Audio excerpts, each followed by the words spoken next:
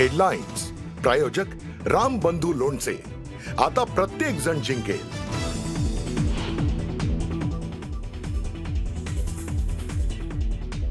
भाजप शिवसेनेच्या प्रचाराचा आजपासून शुभारंभ. मुंबईतील वरळी डोममध्ये संध्याकाळी पहिली जाहीर प्रचार सभा.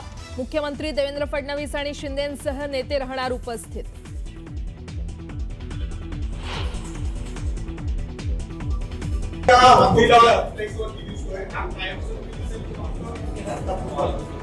तुझ्या तोंडात साखर पडो. राष्ट्रवादीच्या विलिनीकरणावर अजित पवारांचं सूचक वक्तव्य.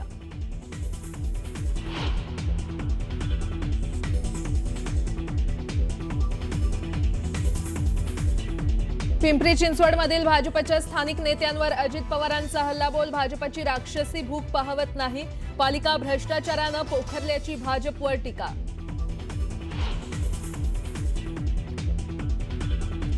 सोलापुरात राजकीय वादातून मनसेच्या बाळासाहेब सर्वदेंची हत्या झाल्याचा आरोप. सोलापूर मनपा प्रभाग 2 मध्ये अर्ज माघारीवरून झाला होता वाद. मध्यस्थीसाठी गेलेल्या सर्वदेंवर हल्ल्याचा नातेवाईकांचा आरोप. सूर्याजी पिसाळवर आजही गद्दारीचा टिळा. पिसाळ जसा 400 वर्ष लक्षात राहिला तसे ते गद्दारही लक्षात राहतील. उद्धव ठाकरेंचा एकनाथ शिंदेंवर निशाणा.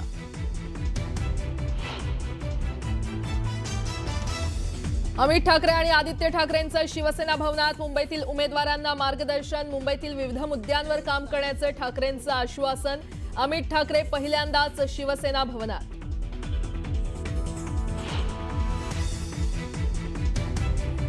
काही जण माझ्या नावानं बोंबाबोंब करत होते. अजित पवार माझ्या पाठीशी ठामपणे उभे राहिले.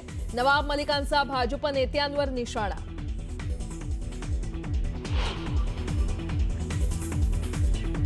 महापालिका निवडणुकीत महायुतीचा दणका. मतदानाआधीच भाजपचे 44 तर शिवसेनेचे 22 उमेदवार बिनविरोध विजयी.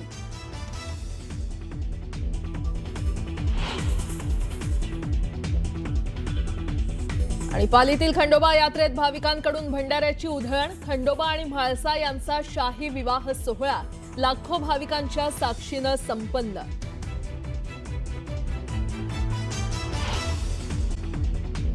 महानगरपालिका निवडणुकीच्या पार्श्वभूमीवर प्रचाराला आजपासून सुरुवात होणार आहे. महापालिकांच्या निवडणुकीच्या तोंडावर सत्ताधारी आणि विरोधकांनी चांगलीच कंबर कसली आहे. भाजप आणि शिवसेनेच्या प्रचाराचा शुभारंभ होणार आहे. तर वरळी डोममध्ये आज महायुतीची पहिली जाहीर प्रचार सभा होणार आहे. मुख्यमंत्री देवेंद्र फडणवीस आणि एकनाथ शिंदेंसह महत्त्वाचे नेते यावेळी उपस्थित राहणार आहेत. आज प्रचाराला सुरुवात होते आहे आणि महापालिकांच्या निवडणुकीच्या तोंडावर आता सत्ताधारी आणि विरोधकांनी चांगलीच कंबर कसलेली पाहायला मिळते.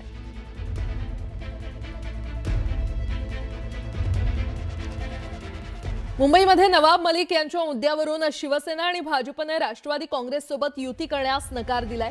याच नवाब मलिकांनी पत्रकार परिषद घेत भाजपला जोरदार टोले लगावलेत. त्यांना राष्ट्रवादीची गरज आहे की नाही हे 16 तारखेनंतरच कळेल असं नवाब मलिक यांनी म्हटलंय. तर राष्ट्रवादी आणि हिंदुत्वाच्या मुद्द्यावर कोणतीही तडजोड नाही असा पलटवार भाजप नेत्यांनी केलाय.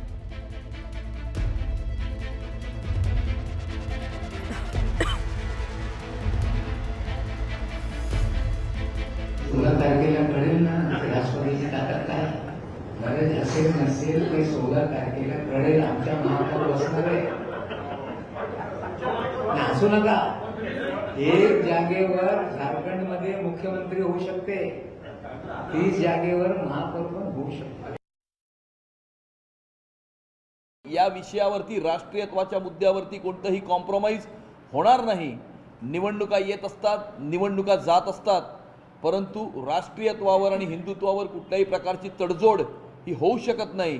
आणि म्हणून आमची ठाम भूमिका होती की नवाब मलिकच्या नेतृत्वातल्या राष्ट्रवादी काँग्रेस पार्टीबरोबर आम्ही कोणतीही युती करणार नाही, तडजोड करणार नाही. तिकडे पिंपरी चिंचवडमध्ये निवडणुकीचं वातावरण तापायला सुरुवात झाली असून अजित पवारांनी भाजपवर पहिलाच कडा प्रहार केलाय. भाजपची राक्षसी भूक शहरातील परिस्थिती बिघडवत असल्याची जळजळीत टीका त्यांनी केली.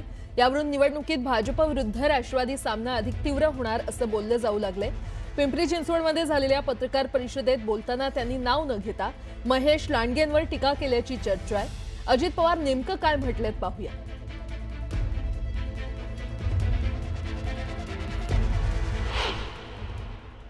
पालिकेच्या कारभारात पारदर्शकतेचा पूर्णपणे अभाव आहे. राज्यातील कोणाचाही वचक राहिलेला नाहीये. त्यामुळे शहरामध्ये लुटारू गँग तयार झालेली आहे आणि या भ्रष्टाचारी राक्षसाचं दहन करण्यासाठी आम्ही हे सगळ्या निवडणुकीच्या मैदानात उतरलेलो आहे. शहरापेक्षा स्वतःला आणि स्वतःच्या परिवाराला मोठं होण्याची एवढी राक्षसी भूक या शहराची परिस्थिती बिघडवलेली आहे. मला हे बघवत नाही.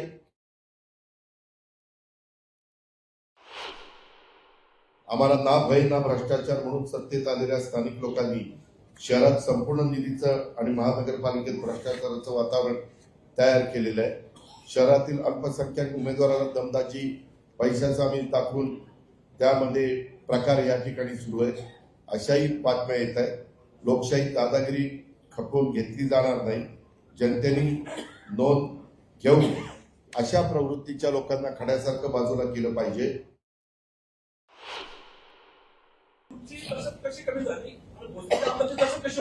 यामध्ये आमच्या हातामध्ये महानगरपालिकेची सूत्र गेले 9 वर्ष नाहीये.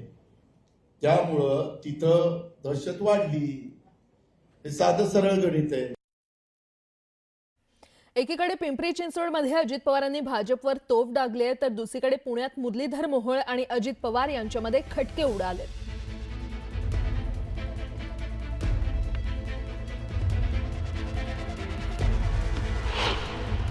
ज्यावेळेला माननीय पालकमंत्री बोलतात की या शहरातले गुन्हेगारी संपली पाहिजे, कोयता गँग संपली पाहिजे, आणि दुसऱ्या बाजूला पुण्याच्या पूर्वेपासून पश्चिमेपासून दक्षिणेपर्यंत त्यांची उमेदवाराची यादी पाहिल्यानंतर सरसकट आपल्याला दिसतं की हे कुठल्या तत्वात बसतं हे मला माहीत नाही.